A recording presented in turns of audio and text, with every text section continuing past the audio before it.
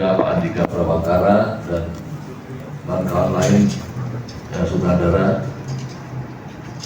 Pertama kali kita panjatkan puji syukur kehadirat Allah Subhanahu wa Ta'ala karena pada kesempatan yang sangat baik ini kita dapat berkumpul semua di tempat ini. Juga salat dan salam kami limpahkan kepada baginda Nabi besar Muhammad Sallallahu Alaihi Wasallam. Yang pertama kali Pak, mungkin saya sebagai cucu paling tua, nama saya Ismet Wibowo. Jadi Pak Juanda itu punya 4 putri dan 1 anak pria Pak. Yang paling sulung adalah almarhumah Ibu Popi Aludin yang merupakan istri dari Jenderal Polisi Profesor Aludin Jamin MPA mantan Kapolri 7882 Pak. Yang kedua ibu saya masih ada, Ibu Astri Waskito, usia beliau sudah 87 tahun.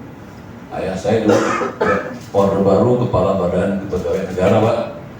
Nomor 3 tante saya almarhumah Ibu Inge Ilyas yang suaminya dulu Pak Ilhadi Ilyas, terakhir Sekretaris Jenderal Kementerian Perindustrian.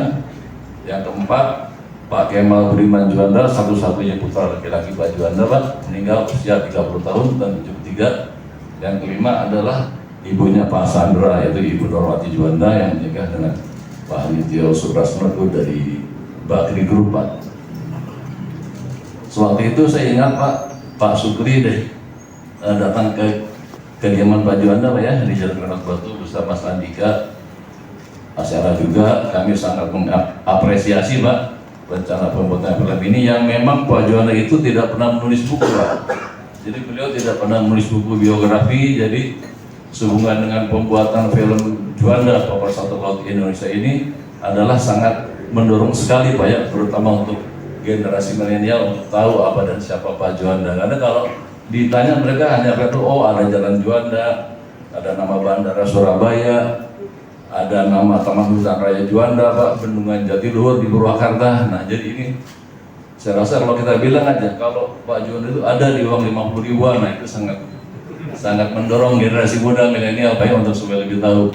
Makanya kami dari pihak keluarga juga menyampaikan terima kasih yang sebesar-besarnya kepada PP Muhammadiyah dan juga kepada Bank BCA Pak yang telah memberikan dukungan. Sangat pendiam Pak, beliau sangat pendiam, sangat memegang teguh rahasia negara Pak ya. Oh iya Pak, di sini juga hadir Pak, keluarga kami adalah Pak Soekarjo Pak. Jadi Ibu Ma'ruf Amin itu Pak, Ibu Wuri Ma'ruf Amin juga masih keluarga Pak Juanda Pak. Jadi ini ada keluarganya Pak Soekarjo yang kebetulan tinggal di Jogja itu Pak yang pakai topi Pak. Pak Soekarjo mungkin berdiri Pak.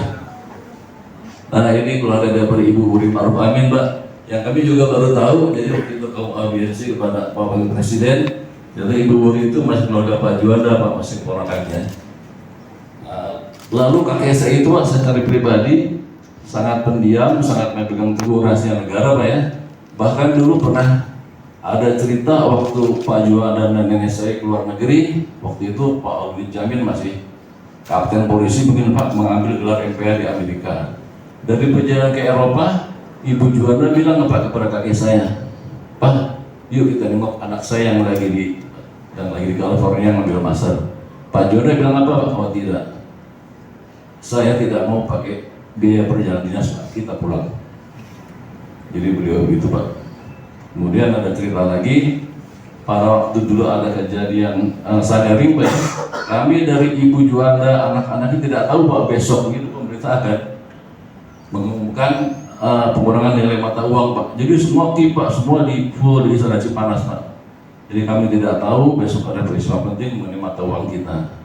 Dan juga beliau sangat teliti Pak, kalau beli obat tuh beliau ditulis Pak, beli tanggal berapa, expired tanggal berapa. Beliau kalau beli buku itu hobinya baca buku, ditulis Pak, belinya tanggal berapa. Jadi beliau sangat teliti sekali Pak, sangat pendiam orangnya. Dan juga waktu itu setelah Pak Juanda meninggal Pak, ternyata hubungan silaturahmi kami dengan keluarga Bung Karno terjalin terus Pak. Waktu itu Bung Karno minta kepada nenek saya, kepada Bu Juanda untuk mengajak Ibu Ratna Sari Dewi Soekarno ke Tanah Suci Pak. Jadi Pak Juanda, Bung Karno manggil ibu saya, Nok, tolong dong ajak Dewi ke Tanah Suci. Ya terpaksa lah Pak, nenek saya mendampingi Ibu Ratna Dewi Soekarno Pak ya. Dan sampai sekarang juga alhamdulillah silaturahmi keluarga kami dengan keluarga Bung Karno terjalin baik. Bahkan sepupu saya itu Miss Danubrata menikah dengan almarhum Pak Taufan Soekarno Putra, itu anak Bung Karno dari Hati ini, Pak. Jadi terus terjalin sampai saat ini secara tidak disengaja, Pak ya. Jadi kami terus berkomunikasi, termasuk juga waktu pengumuman mau Hari Nusantara, Pak, 13 Desember 57 ini kebetulan adik sepupu saya ini, Sandra ini, Pak, yang membawa surat dari kelautan kepada Presiden Megawati, Pak, supaya ditaikkan menjadi Hari Nusantara. Dan alhamdulillah, Pak, dalam hitungan waktu tidak lebih dari 1 hari, waktu itu Bu Mega sudah menandatangani kepres tanpa nomor, Pak. Jadi tangan dulu, baru nomornya dibuka oleh Seknek, Pak. Kalau kita kan nomor dulu, Pak. Jadi Bu Mega langsung tekan, baru nomornya dibuat oleh Seknek. Demikian saja, serasa, Pak.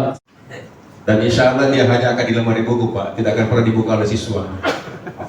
Jangan siswa kita aja mungkin kalau tebalan seperti ini, buku tentang Juanda itu insya Allah tidak akan dibaca.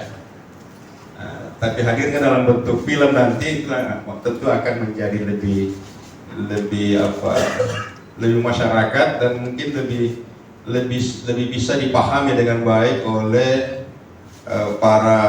khususnya generasi muda kita tentang siapa Juanda itu. Yang termasuk saya yang saya bayangkan dulu Juanda itu Surabaya. Juanda itu lapangan. Jadi hubungannya dengan apa namanya? Dengan angkatan udara. Ternyata justru laut lah yang membuat istilah Juanda ini lebih dikenal. Nah, ini saya kira tidak banyak dikenal oleh anak-anak kita. Saya terus terang program itu nanti saya tak paham betul yang namanya Juanda itu ketika diberi tugas di kementerian itu sebagai kepala di lembaga yang memang membina guru-guru kelautan. Baru saya paham itu ternyata Juanda seperti ini. Karena yang saya selalu bayangkan itu di Surabaya. Nah,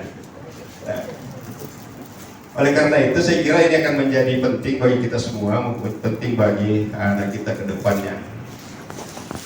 Yang kedua, tanpa kehadiran deklarasi Juanda ketika reformasi, saya bayangkan betul-betul pecah Indonesia menjadi ke negara-negara ini, karena sebelum deklarasi ini kan ya, sebelum deklarasi Juanda luas laut kita kan tidak jelas, dia hanya dibatasi oleh pulau-pulau itu, sehingga kalau pasca reformasi ketika terjadi disintegrasi betul-betul terjadi negara Jawa, negara Sulawesi, negara seterusnya.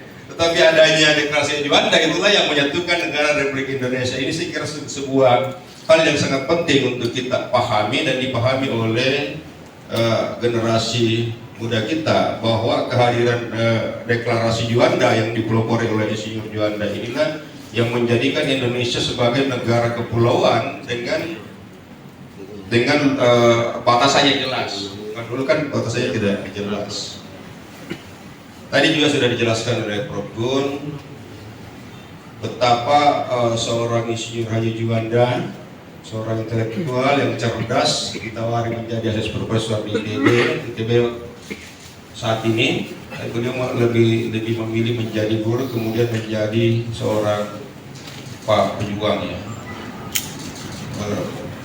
Itu kan panggilan apa? Panggilan jiwa, panggilan nurani. Menjadi guru, panggilan nurani untuk membangun, mencerdaskan anak bangsa. Kemudian ada panggilan yang lebih besar lagi, berjuang yang lebih dalam dunia politik, yang lebih besar lagi untuk negara kesatuan Republik Indonesia ini.